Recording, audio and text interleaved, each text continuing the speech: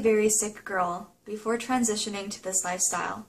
I had chronic diarrhea and digestive issues that were trapping me in an awful state of health for a very long time. I had a fear of food because I had no understanding of which foods would cause me to gain weight or to lose weight, or what foods were causing my digestive troubles. I became very used to eating as little as possible until I couldn't suffer anymore, and then eventually just binge out on whatever I could get my hands on. My parents and family were very worried about me at this time because my eating behavior was so extreme and I was getting sicker and sicker. When I discovered this way of eating and the solid science behind it, I immediately started myself on it. This came as a big shock to my family, who for years had seen me shun food and only eat small amounts at a time. All of a sudden, I was eating 10 banana smoothies, and starches and vegetables filled my entire dinner plate. I was eating a lot more and very strange food compared to what I had been eating,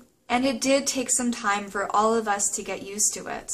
But we all decided very quickly that it was working, because my digestive issues started to resolve.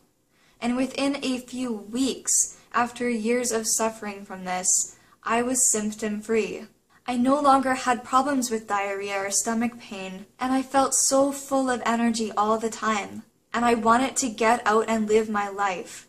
It became very fun and enjoyable to explain to my friends, family, and coworkers what I was doing, because I knew it was working, and they noticed a difference as well. I enjoyed telling them the science behind unlimited calorie eating, because most people are very receptive and grateful for logic.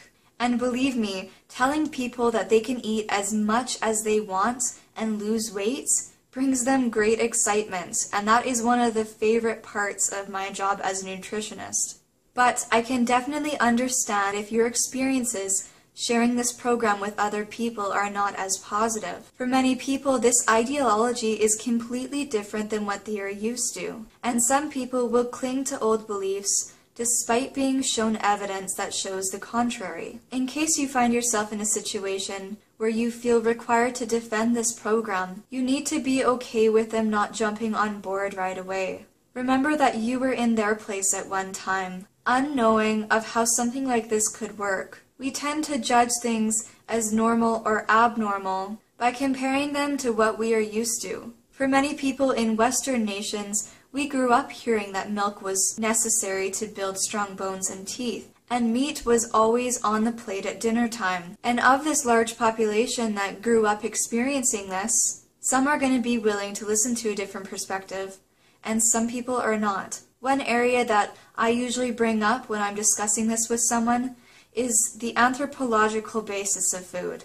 I'll tell people that I was fascinated with the simple way that people in rural Asia ate, and how they have very low disease rates and obesity rates compared to us here. So usually that sparks an interest in people. And then I tell them how much I enjoy being able to eat as much food as I want and stay thin. They may still think after that this way of eating is radical or extreme. But I mean, in reality, it is far from abnormal considering the many populations that still eat a diet based around starches, vegetables, legumes, and simple flavors and sauces.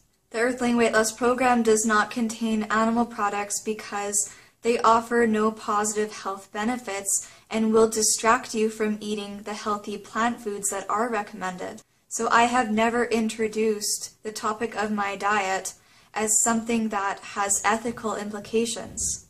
I don't want people to think that I'm attacking their morality because they eat animals.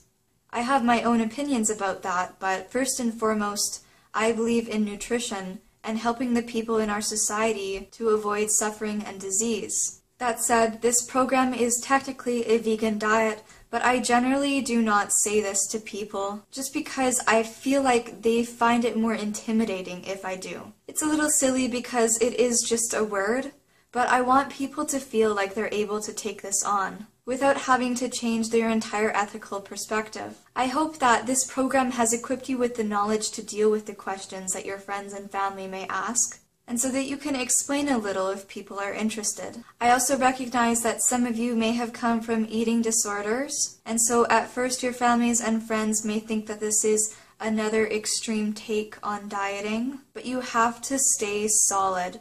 You know that this is completely different behavior than how you would be acting if you were displaying anorexic or bulimic behavior.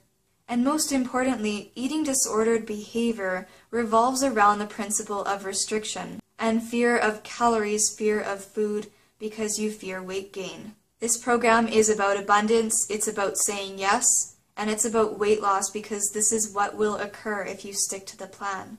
Lastly, we also discussed the possibility of weight gain in the beginning because your body is in recovery mode, and you have to understand that you may not have the results that you want to show your family and friends right away. You will not gain fat on this lifestyle, it is impossible, but you may be feeling heavy, bloated, retaining some water, and this can make you feel like you have gained fat.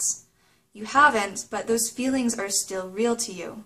So what needs to be stronger than your body at this point is your mind. It is very important to reassure yourself that although you may be feeling bloated, you have not gained fat. And you need to be kind to yourself and just tell yourself even internally, I need to go through this because my body deserves my patience. The science of this diet has been explained to you, and so you should feel logically sound. However, emotions can always come into play, and you may have doubts, and you may feel badly about yourself. But as much as you'd like to show off quick results to your family and friends, this is not about them. This is about you and finally loving yourself enough to make decisions that will bring you to a state of health, not a number on the scale. You need to be a good friend to yourself and tell yourself that you are okay with the transformation taking as long as it needs to, because you must realize that you may have put your body through years of dieting, malnourishment, and neglect, and this will not be resolved overnight. So my main message for dealing with questions from family and friends is to deal with them in a friendly manner and source the science that you have learned through this video series. But in the end, understand that their input is not as important as your own, because this is your body and your life. Have an abundant day, Earthlings, and see you next video. Bye. A songbird, you've gone for growth, or so the stories go. Stray